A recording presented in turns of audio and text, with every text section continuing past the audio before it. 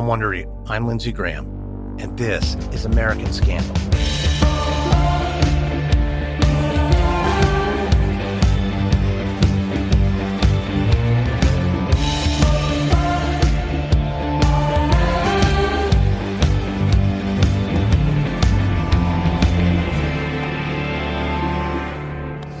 Here's a ground ball right side, could do it. The Houston Astros are world champions for the first time in franchise history. That's the sound of the Houston Astros winning Game 7 against the Dodgers to become World Series champions in 2017. As the players and owner Jim Crane reveled in the victory, one announcer said, "This well-run organization gets to celebrate here at Dodger Stadium." But beyond the champagne and commissioner's trophy, a dark cloud swirled. All around baseball, insiders began to talk, alleging the Astros had invented a system of sign stealing that involved using video technology and banging on trash cans. At least one fan noticed a distinct pattern to the thumping, and questions and rumors began to swirl. When inside sources tipped off reporter Evan Drellich, he knew it might be a huge story, and it was. Drellich and fellow reporter Ken Rosenthal broke the Astros sign-stealing scandal for The Athletic, and Evan joins me today.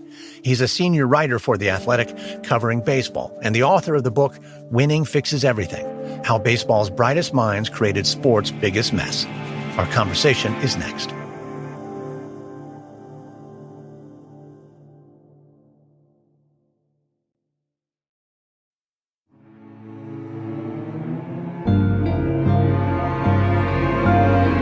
Evan Drellich, thanks for speaking with me today on American Scandal. Hello, Lindsey. Thanks for having me. So as someone who's covered the Astros for the Houston Chronicle for a fair amount of time, I'd love to know what your thoughts were when they began to rise as a team and then win the World Series in 2017.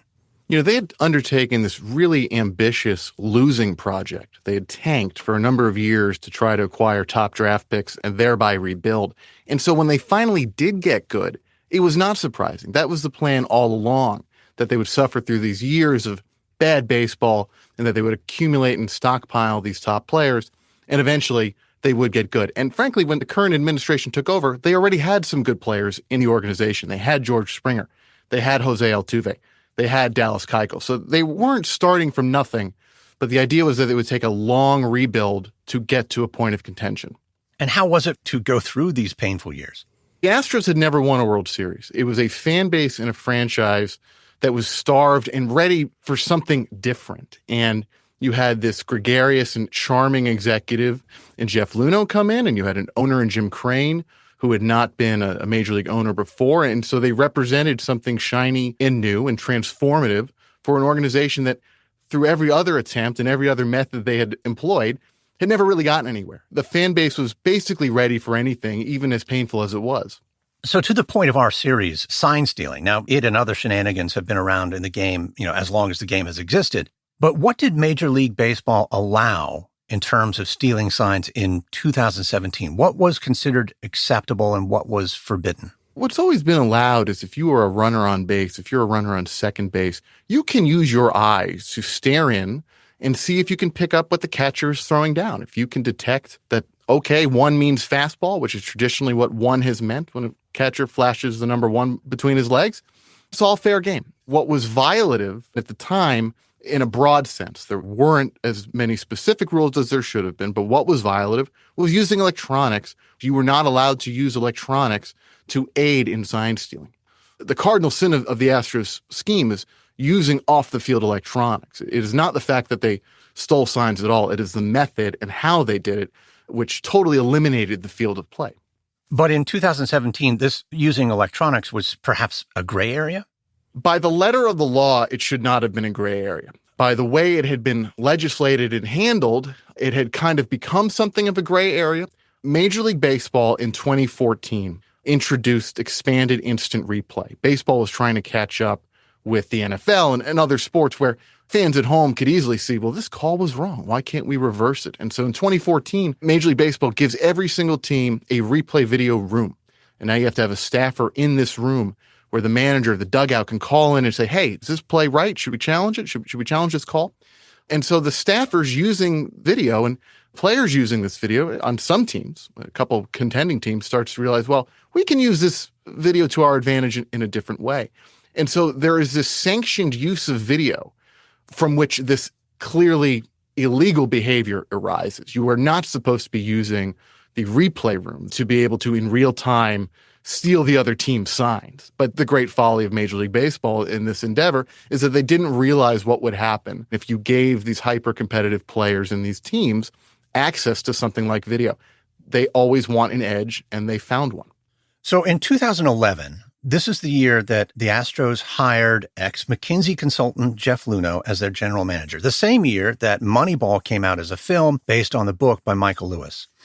There was change in the water in Major League Baseball. How did Luhnow change the culture at the Astros, though? And how do you think an adapt or die ethos feature into the rebuilding of the team?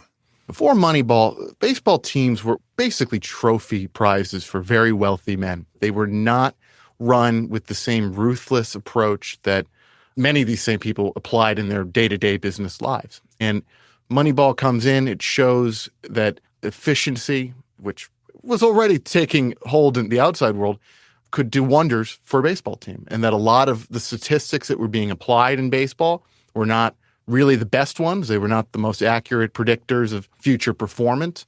And so you have this rush among major league owners who see the success of the Oakland A's with a small payroll, who want to do the same thing. The big market teams, the Red Sox, the Yankees, all of these teams look around and go, why are we getting beat by these little guys? And so executives who are of an efficiency mindset, who, like Jeff Luhnow, might have a McKinsey background, are suddenly desirable. And it creates a culture conflict in the sport where there was an old school way and a new school way. And one of the things that baseball teams and a lot of businesses aren't particularly good at, and certainly weren't at that time, is change management, figuring out the right ways to adopt to new styles and implement new methodologies.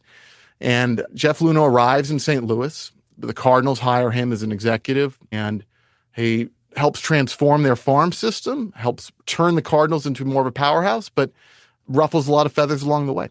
Now, one might expect a consultant, a spreadsheet-minded executive to be perhaps bookish or standoffish, but you've described Jeff Luhnow as charming. Correct. Jeff Luhnow, if you were to have a conversation with him, could knock your socks off. He is charming, and he knows how to manage upwards. He was particularly savvy at delivering what he wanted to those above him. I think, in a way, the most powerful and sometimes dangerous people are really the most charismatic. And Luhnow was very media savvy.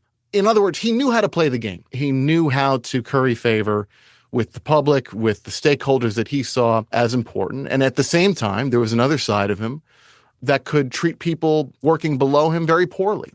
There were a lot of people fired when Jeff Luhnow got to Houston. There was a real ripping the Band-Aid, bloodletting process, which is every business owner's right.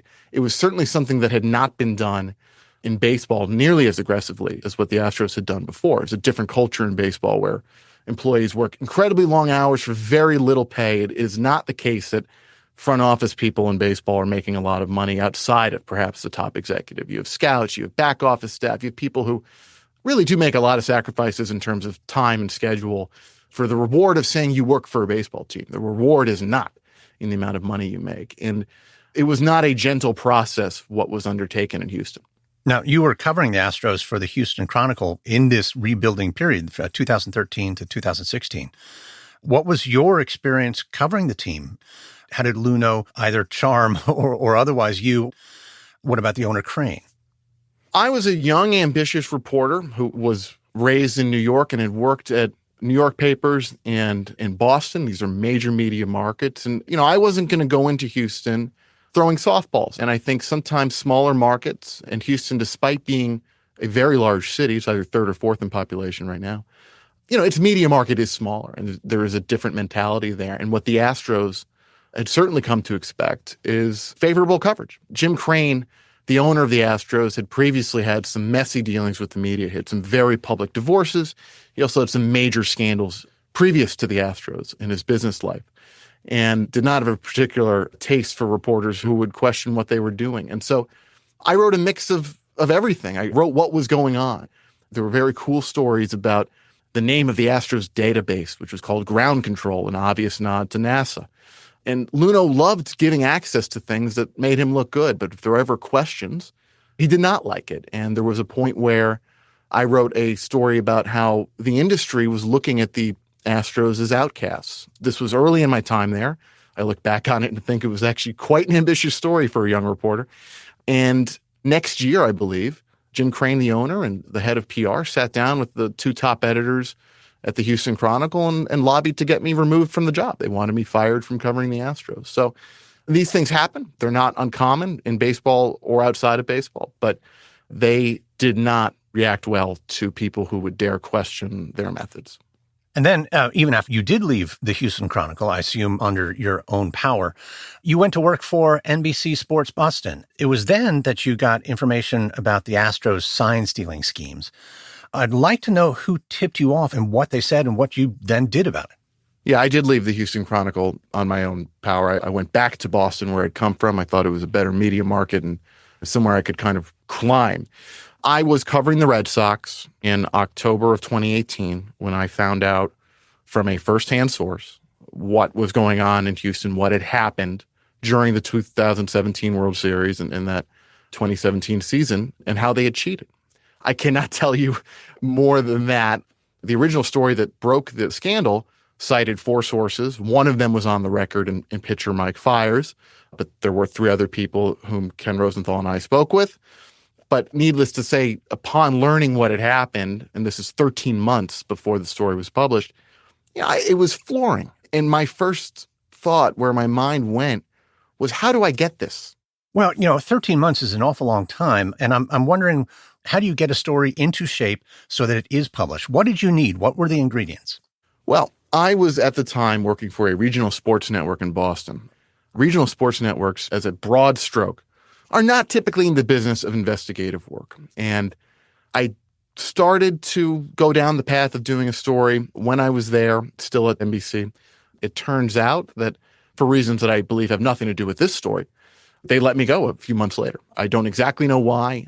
So October to 2018 is when I learned about it. February 2019, I'm fired. And, look, I'm sitting at home wondering what the hell is going to happen to my career. It's a bad job market. And I wondered more than once, did I pass on what could have been or probably would have been the biggest story of my life?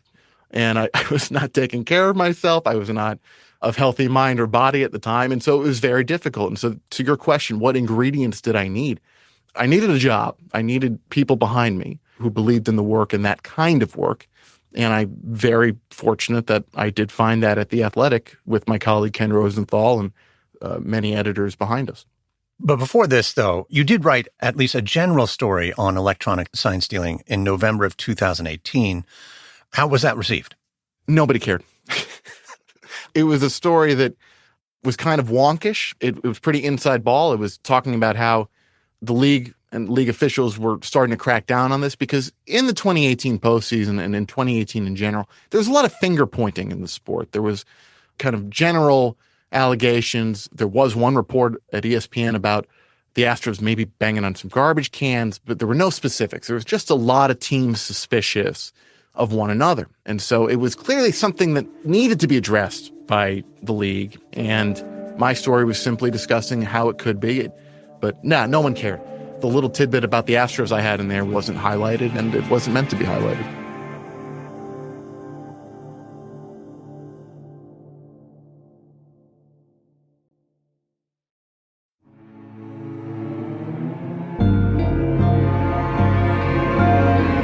So it's the beginning of 2019. You have what you described as perhaps the biggest story of your career, but you've been laid off from NBC.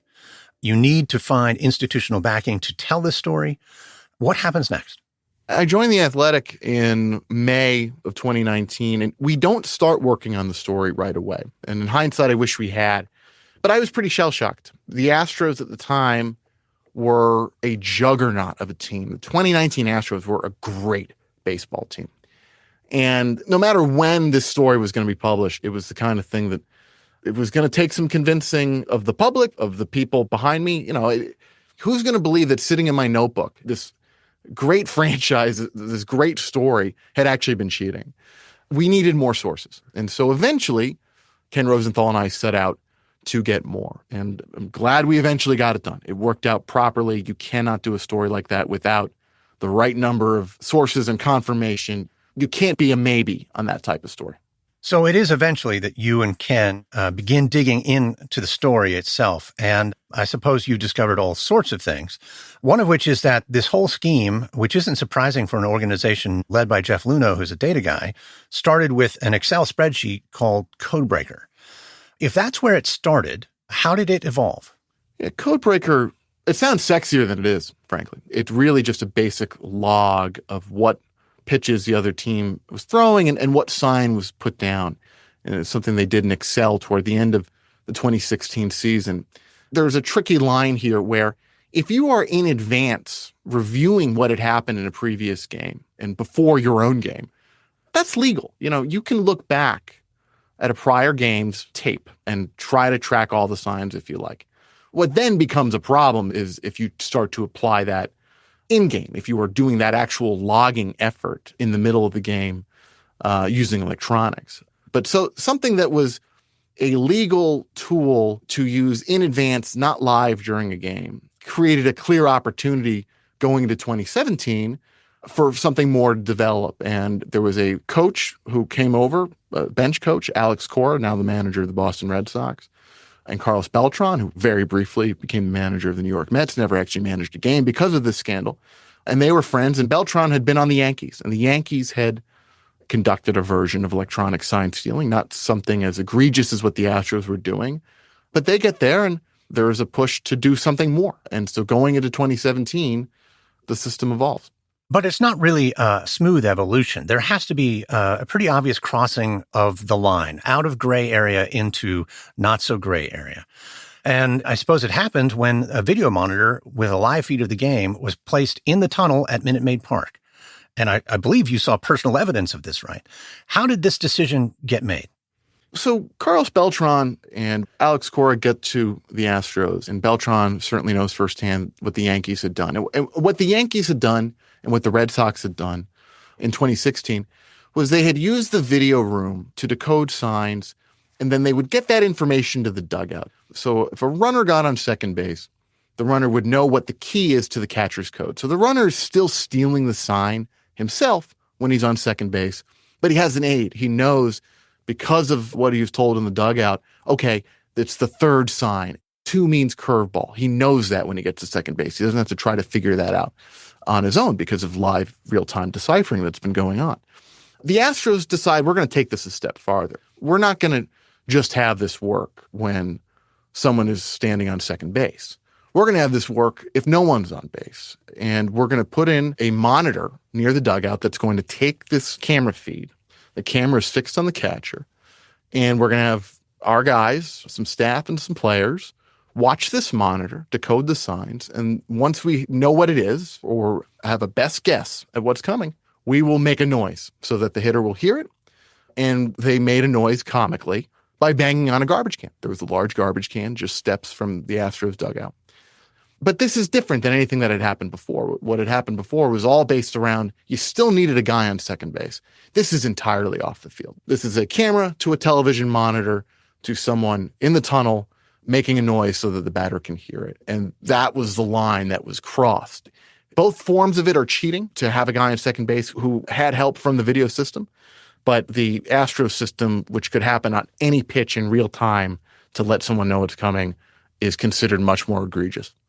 So then finally, in 2019, you and your colleague Ken Rosenthal published the expose on the Astros sign stealing scheme for The Athletic.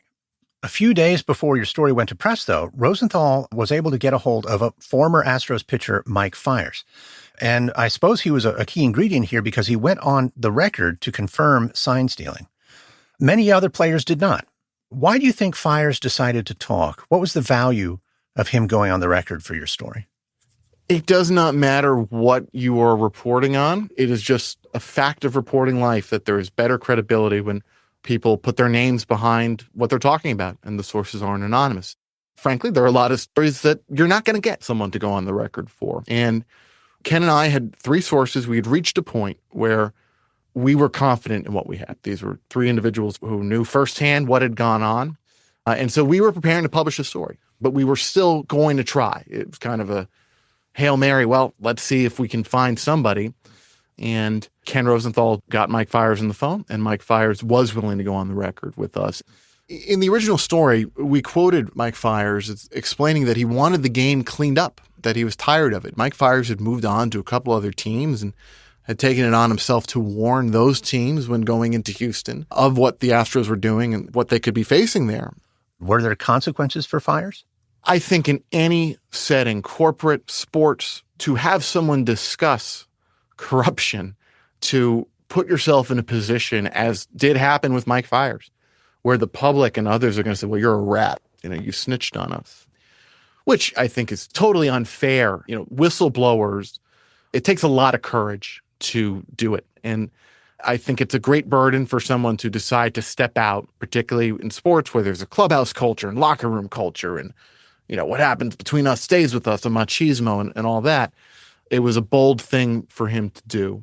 I've seen some awful things said about Mike Fiers. Anybody who's been kind of tied to this, I think Mike Fiers wore certainly the brunt of it, with people writing about him being a quote unquote rat and things of that nature. Just ugly stuff when, particularly if you're in the media, your job should be pursuing the truth. Your job is not to protect the clubhouse environment. Your job is reality and presenting reality to people. So I don't want to speak for Mike, but he saw some ugly stuff. There's no question about that. So it sounds like there was some definitely mixed reception to your expose, but in general, how do you think it was received by the public and the baseball world? I think most people were outraged. Within hours, John Boy, who is a Yankees fan who's turned himself into, full-time media member and production company, puts together a video backing up exactly what we said in the story. And so the story is circulating, and very quickly afterward, the video is circulating. And people were just outraged. Players were outraged. The story comes out in November when spring training begins in February. The players couldn't stop talking about it. It was like this fire that couldn't be put out. And now were Astros fans angry? Of course. But on a whole, people were stunned because there was suspicion amongst other players and other teams about what was going on. But there had been nothing concrete, and people were kind of in disbelief that, wow, they would do that? They would really go to that level?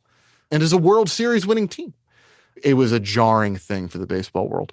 You mentioned suspicions about other teams, and clearly your story was about the Astros specifically, but, rumors were going around about all sorts of teams doing all sorts of things. Were the Astros the only team using technology to gain an edge in the game? No, definitively they were not the only team using technology, but there is this dividing line that exists between what the Astros were doing and what the other teams that we know were doing. The Red Sox, the Yankees, based on my reporting, the Dodgers, big market, veteran teams, strong contending teams at the time, had figured out that they could use this video replay room in-game to gain something of an edge. And the form that took was guys would go from the video room to the dugout, say, hey, you get on second base, this is the code. This is what you need to know. Guy gets on second base. Okay, he knows. That is still cheating. And you can argue, the former commissioner, Fay Vincent, did argue that any cheating is cheating and we shouldn't be kind of assigning more to different varieties of it. But the reality is that within the sport, what the other teams were doing is regarded by most as having paled in comparison to what the Astros were doing. Because again, the Astros removed any pretense of having someone on the field of play. It was entirely off the field of play. And I think that is why it was so jarring for people, is to think that the competition you are watching when Alex Bregman, an Astros player, swings at a curveball with 2 strikes on him. He's 1 pitch away from striking out, and he hits a home run. And you hear that garbage can bang right before he hits that home run, and there's nobody standing on second base. I had a visceral reaction. It really just kind of spits in the face of competition and the quote-unquote integrity of the game.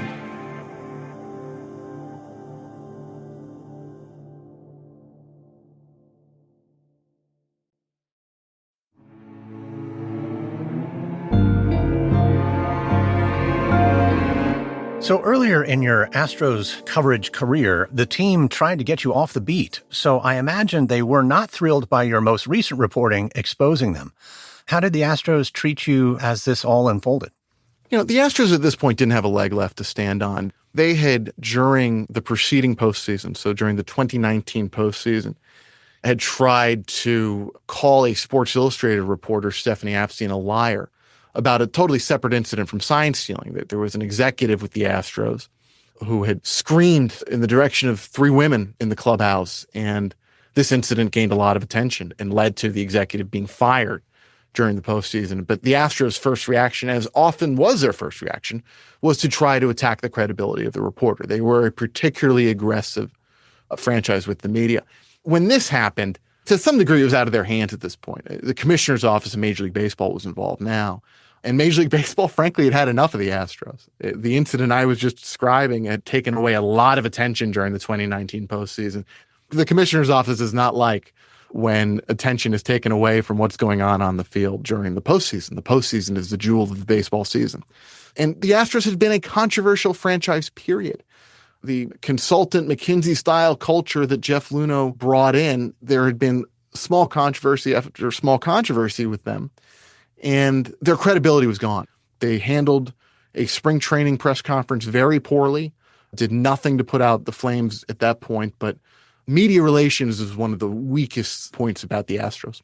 So then the Astros are facing the consequences here. What were the consequences, though? Did your reporting or any investigation find that most of the Astros were in on the scheme, or only a few?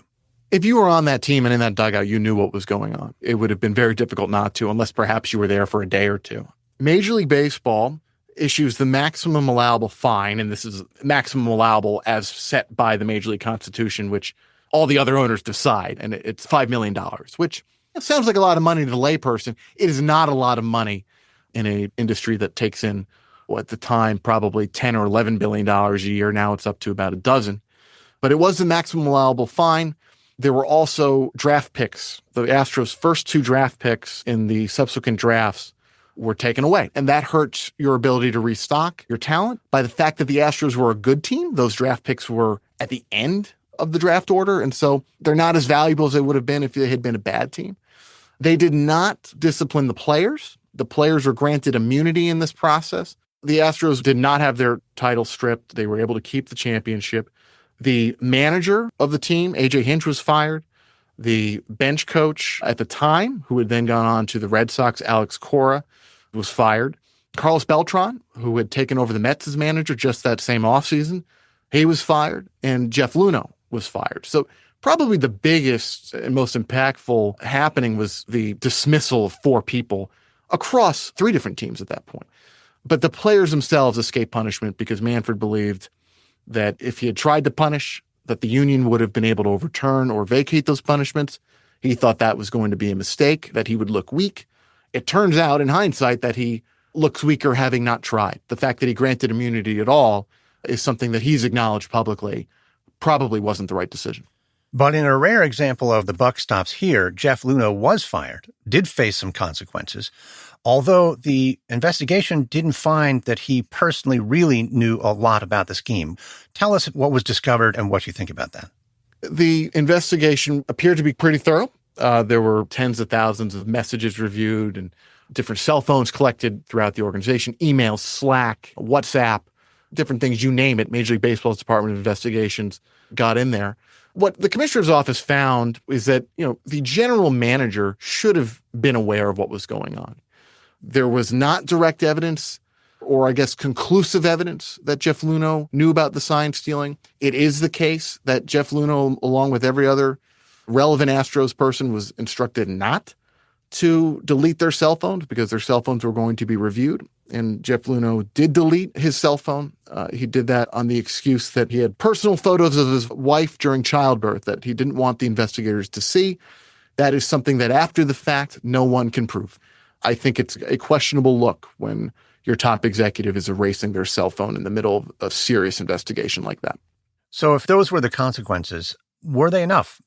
I think the outrage of fans in subsequent years has shown that it was not sufficient. Players on other teams, fans, it is the topic that I think is still perhaps most often talked about is why didn't those guys get anything? Why weren't they suspended? One of the challenges would have been figuring out how do you parcel out those suspensions? How many games do you give hitters versus pitchers? Is there a difference? What about the amount of time you spend on the team? Discipline is usually issued for individual cheating in baseball. It's performance-enhancing drug use. If you use steroids, okay, you get an 80-game suspension. Well, what do you do when it's 25 guys at a given time and you've had a couple dozen more come through the team throughout the entire season? Rob Manfred made this choice that if the players' union had overturned or vacated these, that he would look weak and that would be the worst possible outcome. And the fury that fans and players had about the fact that the Astros weren't disciplined, I think has made clear, even to the commissioner in hindsight, that was not the right approach. But despite their immunity, these players in your reporting and the investigation were all party to the cheating. How did they justify what they were doing? I think the players justified cheating the way we see people in corporate America justify their corrupt practices. While we think someone else is doing it, or perhaps we know someone else is doing it, and we need to do this to keep up. It's the only way we're going to succeed. And there was a warning issued late in 2017 because of the Red Sox and Yankees who had been caught with that lesser scheme at that time. And the Astros kept going. They kept going into the postseason, doing something more egregious than what the Red Sox and Yankees were doing. And so they were a runaway train in a lot of respects, but they're having success. Why would they stop it? I mean, there have been players who've talked about it in those terms. Why would you stop something that's working? What about players on other teams throughout the league? Once this is uncovered, surely they have feelings of their own. Oh, players on other teams were in disbelief. LeBron James was tweeting about it, a player from a totally different sport. Look, there were some players who probably were expressing outrage when they themselves had done the lesser version of it. The Los Angeles Dodgers lost to the Astros in the 2017 World Series. If there is a team that you can look at and say probably has a claim as the most victimized by this, it might be them. It might be the New York Yankees, who the Astros beat in the previous round of the playoffs to get to the World Series. Players on those teams were outraged, and those teams did not have perfectly clean hands because they had used their replay rooms in ways they shouldn't have. But there's no evidence that the Yankees or the Dodgers or any other team to this point, to this day, were doing something on the level of what the Astros were doing, conducting a cheating scheme entirely off the field without anybody on base, without even the pretense of pretending like this was something that was legal or even close to legal. So you've indicated that, and I understand it too, how difficult it may be to parcel out punishment to players depending on how much they were involved in the scheme. But I'm wondering what you think could have been done, what should have been done to really put the true consequences into action for this scandal. The great failure here that's not often discussed is in the years prior. The commissioner's office, and to some degree the individual front offices and teams, not realizing what could have come from handing these video tools to these hyper-competitive individuals, to not seeing that after baseball's great performance-enhancing drug scandal, the steroid scandals of the late 90s and early 2000s, that these are individuals who have given an opportunity to find an edge and gain an edge. We'll take it. And the irony of it is that the commissioner of baseball, Rob Manfred, was MLB's leading figure handling the steroid scandal. And it's like he forgot what these players were capable of doing. And the league forgot its responsibility to protect the integrity of the sport. So where do we stand today in terms of the integrity of the sport in sign stealing and the use of technology? MLB, after the sign stealing scandal, put in an electronic solution. The catchers now have the option of wearing a wrist device that can communicate with the pitcher through a little headset and tell the pitcher what's coming. So you've eliminated the very traditional and in some ways iconic act in baseball of a catcher physically giving a sign. Now, the catcher is no longer flashing 1, 2, or 3 or whatever signal before a pitch. In some instances, it is not mandatory, but that is in place. There are also restrictions around video usage during games. The league issues iPads that if players are going to look at their swing or how they're throwing the ball during the game, they have to use these league-issued iPads in the dugout, and there are video delays in the clubhouse, the locker room, where players can sometimes go into during the game. So they've put in parameters to try to protect against this kind of cheating in the future. Of course, it is the case, as is often the case in baseball, that they did not erect the stop sign until there was an accident. Is it possible to find enough rules, enough regulations, enough firewalls to stop people from seeking an advantage? People are always going to cheat. In baseball, outside of baseball, any sport, any corporate setting, there's always going to be somebody trying to get an edge. I don't think there's any doubt people are still cheating in some capacity, in some way in baseball. Whether we know about it is a different question. And cheating in baseball is as old as the sport itself, from the Black Sox in 1919 to the drug abuse in the 80s and 90s. Why was this scandal such a big story? I think because in modern times, there haven't been quite as many team-wide cheating scandals. It's because the Astros were already a controversial franchise and they won the World Series. This wasn't just some team. This was the winning team, the supposed best team at the end of an incredibly long 162-game regular season, preceded by a month and a half of spring training, followed by the postseason. And it feels deceptive to people.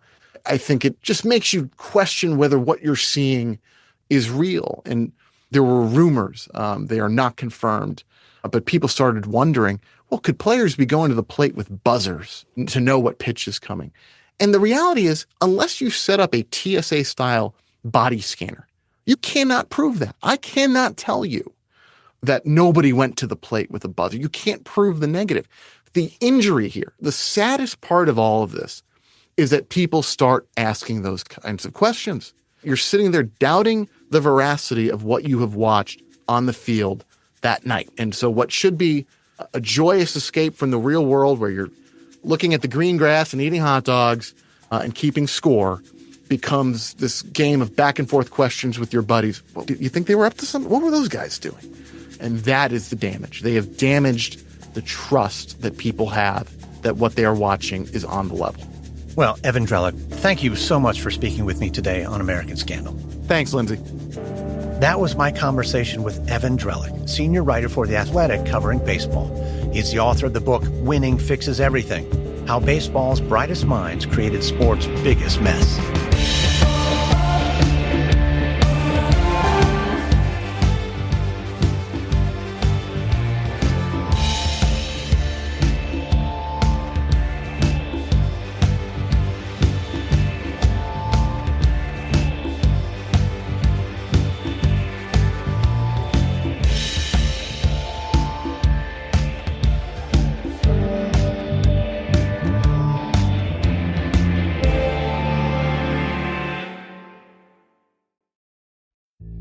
American Scandal is hosted, edited, and executive produced by me, Lindsey Graham, for Airship. This episode was produced by Polly Stryker. Our senior interview producer is Peter Arcuni. Sound design by Gabriel Gould. Music by Lindsey Graham. Produced by John Reed. Managing producer Olivia Fonte. Senior producer Andy Herman. Development by Stephanie Jens. And executive producers are Jenny Lauer-Beckman, Marshall Louie, and Aaron O'Flaherty for Wondery.